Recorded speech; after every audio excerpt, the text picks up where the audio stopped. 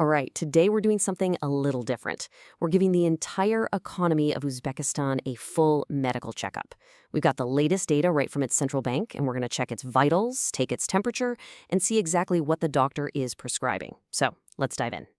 You know, every few months, central banks put out these huge statistical bulletins. And I know, they can look pretty dry, but what they really are is a health report for a whole nation. This isn't just a jumble of numbers, it's the story of a country's economic lifeblood. So that's the big question, isn't it? How do you even begin to measure something that massive, that complex? Well, just like any good checkup, you gotta start by checking the vital signs. And the first vital sign we're going to check is the gross domestic product, or GDP. The easiest way to think about it is like the economy's heartbeat. It tells us the total value of, well, everything produced in the country. A strong, steady beat, that's a sign of good health. Okay, so this gives us a great snapshot of what the economy is actually made of. And right away, you can see that the services sector is the biggest piece of the pie, by a long shot. We're talking nearly half of the entire economy. For a developing country, that's a big deal. It's a sign that the economy is modernizing, moving away from just farming or factories.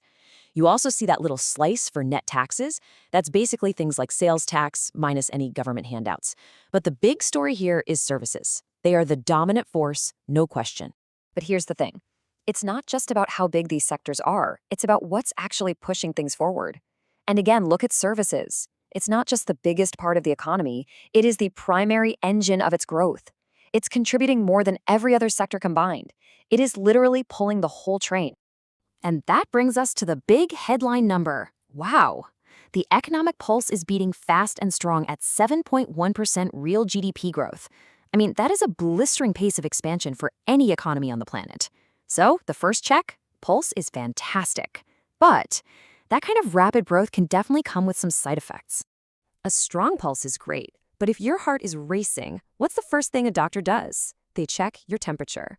In economics, that fever is called inflation. It's the rate at which prices are going up. So let's see if Uzbekistan's fast-growing economy is running a little hot. And the thermometer gives us a reading of 8.0%. That's the official annual number. So on paper, prices for the average person are rising by 8% over the last year. That's definitely elevated. But this is where the data starts to get really, really fascinating. We just need to understand this one quick idea. It's called inflationary expectations. It's not about what inflation is right now. It's about what people think it's going to be. And that belief, that feeling, can actually become a self-fulfilling prophecy. And this is the crucial part. Look at this gap. While the official temperature is 8%, both the general public and businesses feel a much higher fever is coming on. They're expecting something closer to 12%. This disconnect between the hard data and what people are feeling on the ground, that is a huge, huge challenge for policymakers.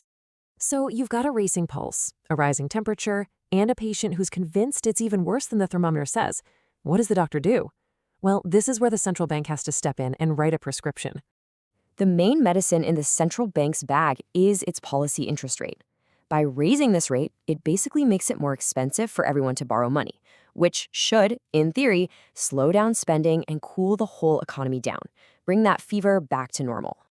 And you can see they've been pretty active adjusting the dose. They were lowering rates for a while to help with growth, but then they clearly saw that fever wasn't breaking. So in March of 2025, boom, they reversed course and hiked the rate back up to 14%. That's a very clear signal that they are taking this inflation problem seriously. Okay, so that's the high-level diagnosis, right? Strong growth, high inflation, and a central bank trying to pump the brakes. But why does any of this matter to an average person? Let's connect this national checkup directly to your wallet. This is really the bottom line question. When that main policy rate changes, it sends ripples all the way down to the interest rates you see at your local bank, for everything from your savings accounts to your loans. And these numbers, wow, they make it crystal clear. To fight that inflation fever, the cost of borrowing money in the local currency, the SOM, is super high, almost 23% on average. But there's a flip side. To get you to stop spending and start saving, the return you get on your deposits is also really attractive, over 17%. The policy creates a really clear choice. Save your SOM, don't borrow it. So let's wrap this up with the final diagnosis. The patient's pulse is strong, with really fast 7.1% growth. But it's running a high temperature, with official inflation at 8%, and it feels even hotter to the public. The doctor's prescription is to raise interest rates to cool things down. And for the patient, this means borrowing is painful right now, but saving is pretty rewarding. And that leaves us with the final and most important question. This is a classic economic tightrope walk. They've got the growth, which is fantastic, you don't want to lose that. But they've also got the fever. The real question is whether the medicine will work fast enough without accidentally hurting the patient's strong pulse.